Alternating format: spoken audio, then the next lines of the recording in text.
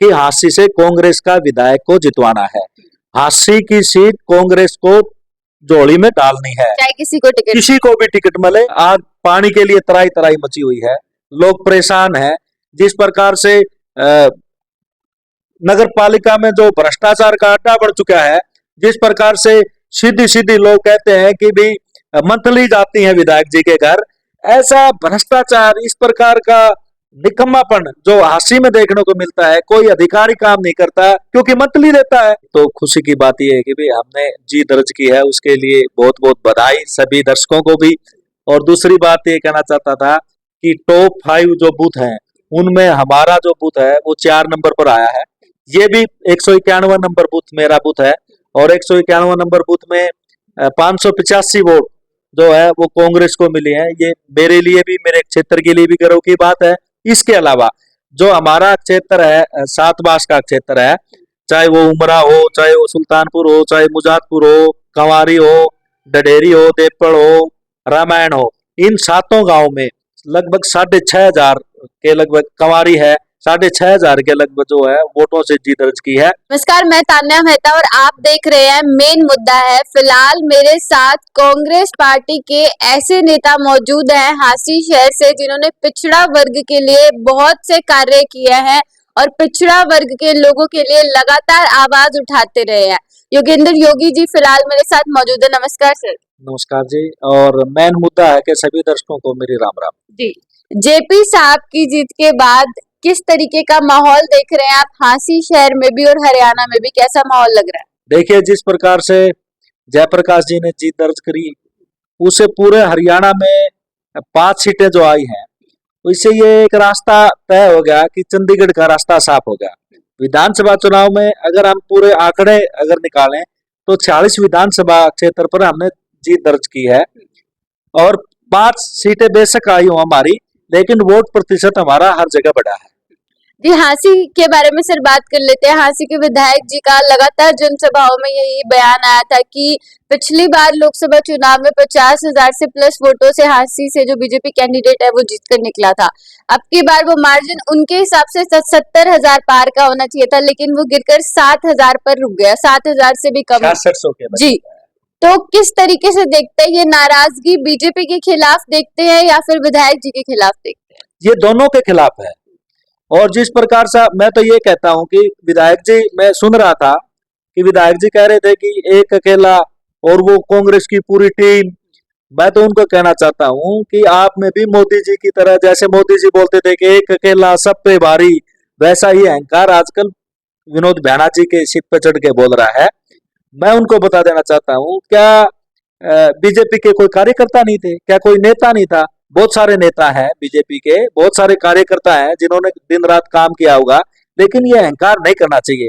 और रही दूसरी बात कि उन्होंने भरपूर प्रयास किया कि इस चुनाव में भी जाति मजहब के नाम पर तोड़ने का, और बहुत सारी, मैं कहना भी चाहता हूं उनको कि उन्होंने सारे हथकंडे अपनाए, लेकिन जनता सजग हो चुकी है और जनता ये बात समझ चुकी है कि आने वाला जो समय है वो कांग्रेस का है और कांग्रेस के पक्ष में हर वर्ग ने अच्छा साथ दिया।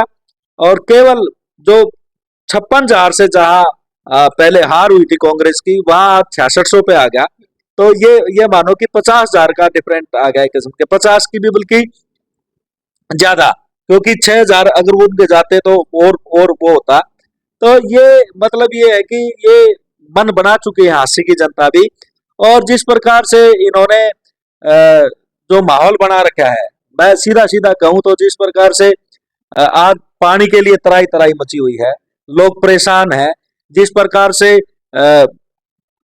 नगर पालिका में जो भ्रष्टाचार का अड्डा बढ़ चुका है, जिस प्रकार से सीधी सीधी लोग कहते हैं कि भी मंथली जाती हैं विधायक जी के घर, ऐसा भ्रष्टाचार, इस प्रकार का निकम्मापन जो हांसी में देखने को मिलता है, कोई अधिकारी काम नहीं करता क्योंकि मंथली देता है।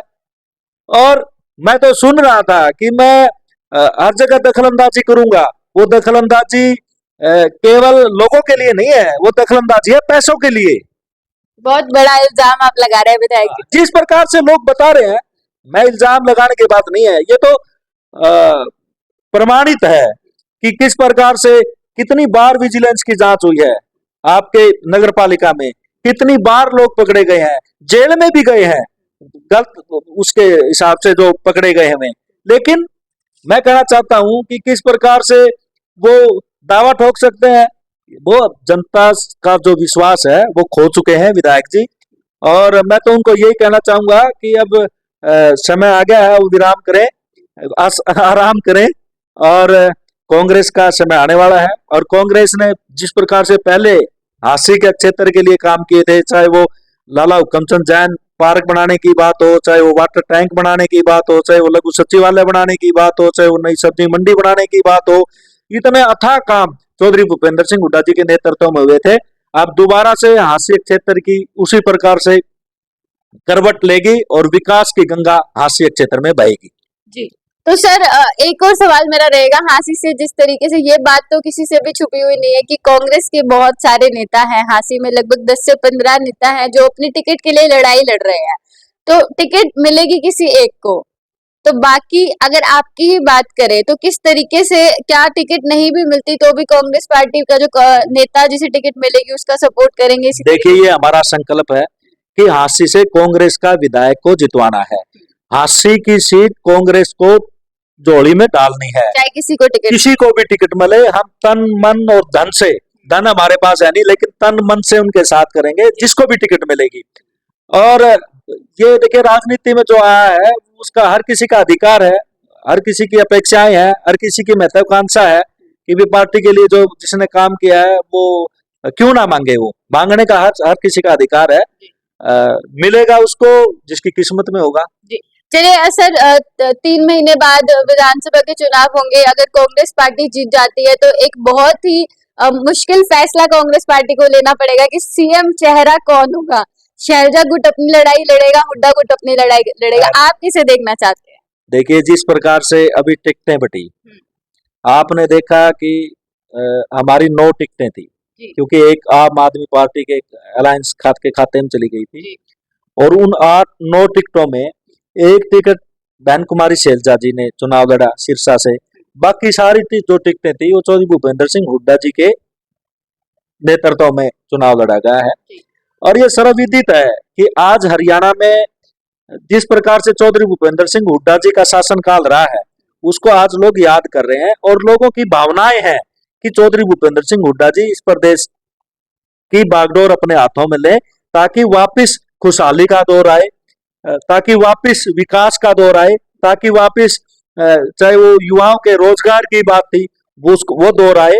मैं आपके कैमरे पर एक बात और कहना चाहता हूं, जिस प्रकार से इन्होंने पिछले जो 9-10 साल का शासनकाल रहा है उसमें अगर हम हरियाणा की बात करें तो हरियाणा में लगभग हर पेपर लीक हुआ है।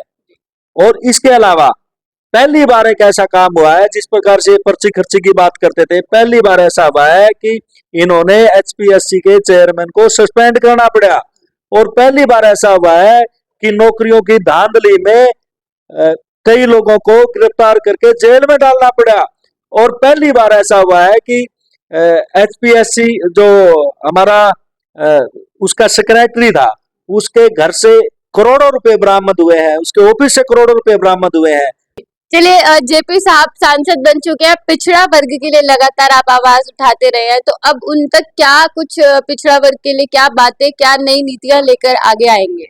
मैं आपके चैनल के माध्यम से बताना चाहता हूं कि अभी पूरा हरियाणा में हम न्याय चौपाल कार्यक्रम का आयोजन कर रहे हैं, और स्पेशल कल हमारी हिसार में एक न्याय चौपाल है विश्वकर्मा धर्मशाला में, इलाइट सिनेमा के पास। उसमें पूरे हरियाणा क्षेत्र से अति पिछड़ा वर्ग के लोग भाग लेंगे, और उसमें उनके सुझाव आमंत्रित हैं कि कांग्रेस पार्टी जब सत्ता में आए तो पिछड़ा वर्ग के लिए हम क्या कर सकते हैं। मैं आपके चैनल के माध्यम से भी सभी लोगों से ये सुझाव आमंत्रित करता हूं कि हम जब सरकार आए तो हम ऐसा क्या करें लोगों के लिए, ताकि लोगों को ये महसूस हो कि ये जो चीजें हैं वो हमारे लिए हैं। तो मैं वैसे भी हम सभी जो साथी हैं मैनिफेस्टो कमेटी में, वो घर घर जाने का प्रयास करेंगे, या कॉलोनियों में जाने का प्रयास करेंगे, गांव में जाने का प्रयास करेंगे। जो पिछड़ा वर्ग से संबंधित जो लोग हैं, जिनका अपना पुश्तैनी काम है, चाहे वो लोहार का काम हो, चाहे वो दर्जी का काम हो, चाहे वो सैन समाज से संबंधित सैलून से संबंधित काम हो, इन सब लोगों की अलग अलग जो यूनियंस हैं, अलग अलग जो काम कर रहे हैं, उनसे सुझाव लेंगे और उसको भविष्य में कांग्रेस पार्टी एक ऐसा मैनिफेस्टो तैयार करेगी कि हरियाणा में आज तक ऐसा मैनिफेस्टो तैयार नहीं हुआ कि हर किसी को ये लगे कि ये आवाज, ये मेरी आवाज है। तो चलिए, एक बहुत बड़ा बयान जो है यहाँ पर योगेंद्र जी ने दे दिया है कि अब की बार हरियाणा में कांग्रेस की सरकार बनने जा रही है। आपकी क्या राय है इस पर नीचे कमेंट सेक्शन में जरूर बताइएगा। और अगर हाँसी से बात कर ले तो हाँसी से आप किसे देखना चाहते हैं वो भी नीचे कमेंट्स में जरूर बताइएगा। जुड़े रहिए मेन मुद्दा है के साथ। धन्यवाद।